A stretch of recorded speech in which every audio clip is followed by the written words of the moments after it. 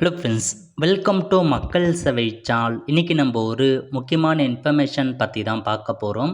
அதாவது பிஎஃப் கணக்கு வைத்திருப்பவருக்கு 3 முக்கிய அறிவிப்பு வெளியே இருக்குது. இப்போ இதை பற்றின மொத்த இன்ஃபர்மேஷன் தான் இந்த வீடியோ பார்க்க போகிறோம். இந்த வீடியோ ஸ்கிப் பண்ணாமல் ஃபுல்லாக பாருங்கள். அது மட்டும் அல்ல, இந்த வீடியோ நிறைய பேருக்கு ஷேர் பண்ணுங்க. ஓகே, அதாவது பிஎஃப் கணக்கு வச்சுருக்கீங்க அப்படின்னா உங்களுக்கு ஒரு சில அப்டேட் கொண்டு வந்திருக்காங்க. அந்த வகையில் இன்றைக்கி ஃபஸ்ட் அப்டேட் என்ன அப்படின்னு பார்த்தீங்கன்னா, பிஎஃப்கான வட்டி விகிதத்தில் எந்த மாற்றமும் இல்லாமல் அதே வட்டி விகிதத்தையே பார்த்தா ஃபாலோ பண்ணுறாங்க. அதாவது இன்றைக்கி பார்த்தா வட்டி விகிதம் மாற்றத்தை ஏற்படுத்தும், அதிகப்படுத்துவாங்க அப்படின்ற மாதிரி எல்லாருமே எதிர்பார்த்தாங்க.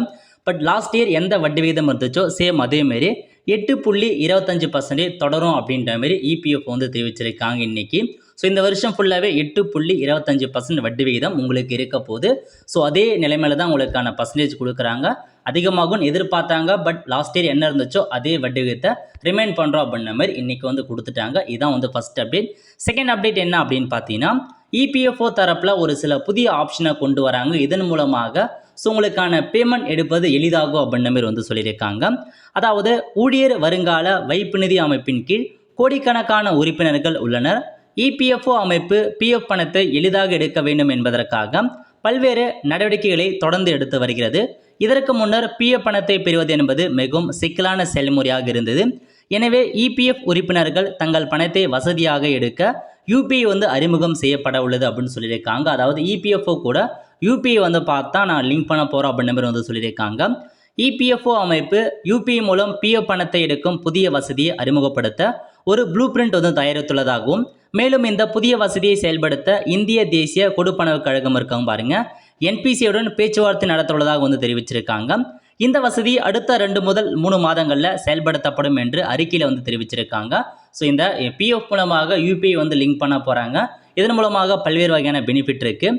யூபிஐ மூலம் பிஎஃப் பணம் பெறுவதனால் என்னென்ன ஏற்படும்னா, யூபிஐ அறிமுகப்படுத்தப்பட்டால் பிஎஃப் பணத்தை எடுக்கும் செயல்முறை எளிதாகும். பொதுவாக 7 நாட்கள் வரை பிஎஃப் பணம் எடுப்பதற்கு நேரமாகலாம். இந்த யூபிஐ ஒருங்கிணைப்பின் மூலம் சில மணி நேரங்களில் உங்களுடைய பரிவர்த்தனை முடிக்க முடியும்.